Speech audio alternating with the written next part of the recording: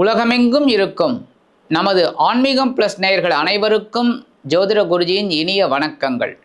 இந்த அருமையான காணொளியில் நம்ம பார்க்க போகிறது சூரிய பகவானின் அற்புதமான பெயர்ச்சி, அதாவது நகர்வு.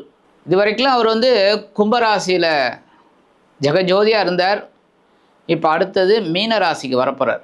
மீன ராசியில் ஆல்ரெடி அங்கே சனீஸ்வர பகவான் இருக்கார். சனீஸ்வர பகவானோட இந்த சூரிய பகவான் சேர்றார். ஆக்சுவலாக பார்த்தீங்கன்னா சூரிய பகவானும் சனீஸ்வர பகவானும் சேரப்படாது. அதுக்காக நம்ம என்ன பண்ண முடியும்? எதுவுமே பண்ண முடியாது. அப்போ நம்ம தான் கொஞ்சம் கேர்ஃபுல்லாக இருக்கணும், அவ்வளோதான். அது கூட சில நாட்கள் தான் அந்த மாதிரி இருக்கும் வைப்ரேஷன், மற்றபடி பெரிய அளவில் இருக்காது.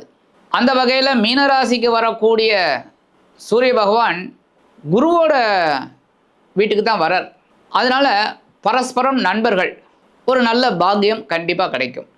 ஏன்னா இந்த சூரிய பகவான் பித்ருக்காரகன். ஆக்சுவலாக எல்லா கிரகங்களும் சூரிய பகவானோட ஒளியை வாங்கின்னு தான் சஞ்சாரம் பண்ணின்னு இருக்கு, ராகு கேது தவிர. அந்த வகையில் மீனராசியில் சஞ்சாரம் பண்ணக்கூடிய இந்த சூரிய பகவான் ஒவ்வொரு ராசிக்கும் என்னென்ன பலாபலன்களை கொடுக்க போகிறார் அப்படிங்கிறத பற்றி நம்ம இப்போ தெளிவாக பார்ப்போம். இந்த பதிவுக்கு போகிறதுக்கு முன்னாடி சப்ஸ்கிரைப் பண்ண அனைத்து இணைய நெஞ்சங்களுக்கும் எங்களது நன்றிகள், வாழ்த்துக்கள், ஆசீர்வாதங்கள். சப்ஸ்கிரைப் பண்ணிக்கலையா? சப்ஸ்கிரைப் பண்ணிக்கோங்க. அதே மாதிரி சுய ஜாதகம், உங்களோட ஜாதகம் பார்க்கணுன்னா கீழே நம்பர் கொடுத்துருக்காங்க, அதில் நீங்கள் கான்டாக்ட் பண்ணுங்கள் வாட்ஸ்அப்பில். ஆக இந்த சூரிய பகவான் மீனராசியில் ஒரு மாத காலம் சஞ்சரிக்கும் நேரம் ஒவ்வொரு ராசிக்கும் என்னென்ன பலாபலன்கள், இப்போ இந்த பதிவுக்கு போகலாமா? அன்பான மகர ராசினர்களே, இந்த அருமையான காணொலியில் நம்ம பார்க்க போகிறது சூரிய பகவானின் அதி அற்புதமான ஒரு பயிற்சி. இந்த சூரிய பகவான் உங்களுக்கு கஷ்டமாதிபதி. அதனால தான் எல்லா சூரிய பயிற்சியிலையும் உங்களுக்கு ஒன்று சொல்லுவேன். கரெக்டாக ஞாபகம் இருக்கா இல்லையா? இருக்கணும். சூரிய வழிபாடு தினந்தோறும் பண்ணணும். ஏன்னா எப்போவுமே அஷ்டமாதிபதியை நம்ம வழிபாடு பண்ணணும். எதிர்பாராமல் நன்மைகள் கிடைக்கக்கூடியது அந்த அஷ்டமாதிபதி தான்.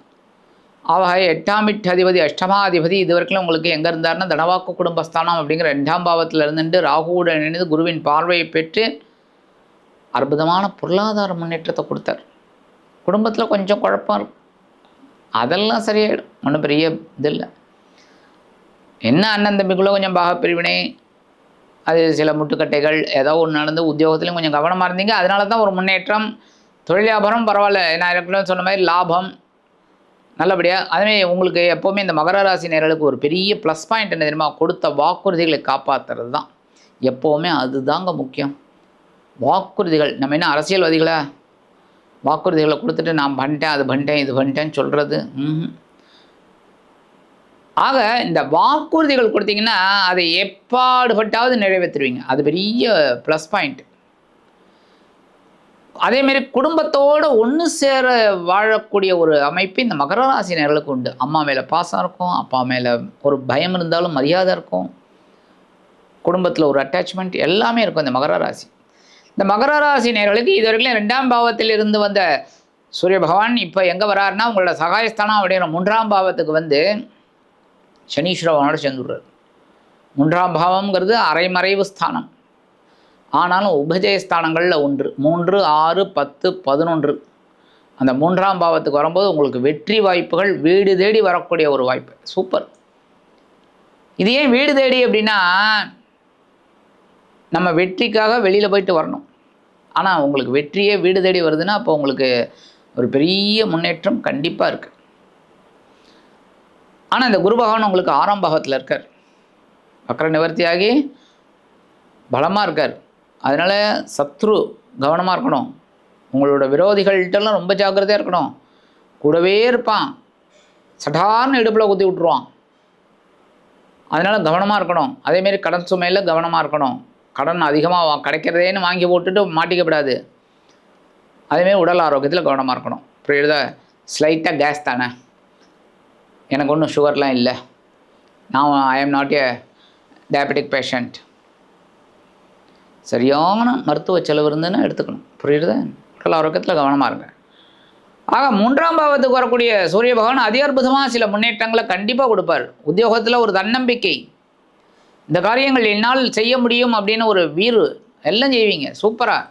அதனாலே உங்களுக்கு தேவையான உதவிகள்லாம் கண்டிப்பாக கிடைக்கும். மேல் அதிகாரிகள் மூலம் அதேமாரி பதவி உயர்வு, சம்பள உயர்வு இதெல்லாம் கிடைக்கிறதுக்கு ஒரு பெரிய வாய்ப்பு அதுமாதிரி தொழில் வியாபாரம் ரொம்ப சூப்பராக இருக்கக்கூடிய ஒரு காலகட்டம். தைரியமாக சில வேலைகளை செய்வீங்க. அடி தூள் கிளப்பி போய்கிட்டே இருப்பீங்க. வைகை எக்ஸ்பிரஸ் அதெல்லாம் கிடையாது, வந்தே பாரத் தான். சூப்பராக மூவிங். அதேமாரி குடும்பத்தில் இருந்து வந்த குழப்பங்கள்லாம் குறையும். கண்டிப்பாக இந்த கணவன் மனைவி பிரச்சனைகள் எல்லாமே தீர்ந்துடும். குடும்பத்தில் ஒரு ஒற்றுமை இருக்கும். அதுவும் இந்த அரசியல்வாதிகள், மகர ராசியை சேர்ந்த அரசியல்வாதிகளுக்கு இது அற்புதமான காலம். நோட் பண்ணி வச்சுக்கோங்க, விட்றாதீங்க. ஏதாவது பதவி வந்தது, பொறுப்பு வந்தேன்னா பொறுப்பை தட்டி கழிச்சிடாதீங்க, எடுத்துக்கோங்க. அதான் ஏன்னா அதான் உங்களுக்கு ஒரு முன்னேற்றத்துக்கு ஒரு வாய்ப்பு. அப்படியே ஒரு லெவல் ஏறணும்ல. எப்போவுமே அரசியல்வாதிகள்னால் அப்படியே அடிமட்ட தொண்டனாகவே இருக்கக்கூடாது. அடுத்து அப்படியே வட்ட செயலாளர், என்னமோ சொல்லுவாங்களே, செயலாளர், வட்ட செயலாளர், துணை செயலாளர், அப்படியே போயிட்டே இருக்கணும். அப்போ அரசியல்வாதிகளுக்கு ஒரு முன்னேற்றம், அதெல்லாம் பிடிச்சிக்கணும். அதேமாரி கலைத்துறை நண்பர்கள், மகர ராசியில் நிறைய பேர் இசைத்துறையில் இருப்பீங்க. ஏன்னா இவங்களுக்கு இசை ரொம்ப பிடிக்கும். அந்த இசைத்துறையில் இருக்கிறவெல்லாம் சாதனை படைக்கக்கூடிய ஒரு வாய்ப்பு. அவங்களுக்கு இந்த அவார்டு கிடைக்கிறதுக்கு ஒரு பெரிய முன்னேற்றம் கண்டிப்பாக நல்லா இருக்கும். அதேமாதிரி குடும்ப பெண்கள், மகர ராசியை சேர்ந்த குடும்ப பெண்களுக்கு மனோதைரியம் அதிகரிக்கிறதுனால உடல் ஆரோக்கியம் திருப்திகரமாக அமையும். சூப்பருங்க. கண்டிப்பாக அவங்களுக்கு மருத்துவ செலவு குறையிறதா இல்லையா பாருங்கள், கண்டிப்பாக கமெண்ட்ஸில் சொல்லுங்கள். பெண்கள் அற்புதமாக. அதுமாதிரி படிக்கிற குழந்தைகள்லாம் சும்மா தைரியமாக படிப்பீங்க. அப்படியே ஆசிரியர் என்ன சொல்லி கொடுக்குறாங்களோ அப்படியே மக்கப் பண்ணி கட நல்ல மதிப்பெண்கள் வாங்குவீங்க. சரி, பரிகாரம் அப்படின்னு பண்ணினா என்ன பண்ணுறதா ரொம்ப விசேஷம். கண்டிப்பாக நீங்கள் ஆல்மோஸ்ட் சனீஸ்வர பகவானும் வழிபாடு பண்ணணும். அதே சமயம் நவகிரகங்களில் உள்ள பித்ருக்காரகர் சூரிய பகவானுக்கு நீங்கள் என்ன பண்ணணும், கோதுமை தானம் அங்கே கொண்டு கோவிலில் யாருக்காவது கொடுத்துருங்க. கோதுமை தானம் அங்கே குருக்கள் வாங்கிப்பார், இல்லை யார் வேணாலும் வாங்கிப்பா இப்போல்லாம். இல்லை கோவில் அந்த சன்னதியில் வச்சுருங்க, யார் வேணாலும் எடுத்துட்டுருவா. புரியுறதா? கோதுமை தானம் உங்களால் என்ன முடியறதோ அது 1 கிலோவோ 2 கிலோவோ உங்களால் முடிஞ்சது வாங்கி தானம் பண்ணுங்க. அங்கே கொண்டு கோயிலுக்கு கொடுங்க. அங்கேயே நெய் தீபம் போட்டு வாங்க ஞாயிற்றுக்கிழமை. அற்புதமான பலன்கள் உங்களுக்கு கண்டிப்பாக கிடைக்கும். ஆக இந்த சின்ன பரிகாரம் நீங்கள் பண்ணினாலே இந்த மகர ராசி நேயர்களுக்கு அஷ்டமாதிபதி சூரிய பகவான் சகாயஸ்தானத்தில் உபஜயஸ்தானங்கள் 1 அற்புதமான ஒரு முன்னேற்றத்தை கண்டிப்பாக வாரி வழங்குவார் என்று கூறி விடைபெறுகிறேன். நன்றி, வணக்கம். மீண்டும் ஒரு அருமையான காணொளியில் உங்களை அற்புதமாக சந்திக்கிறேன். வாழ்த்துக்கள். வாழ்க வளமுடன்.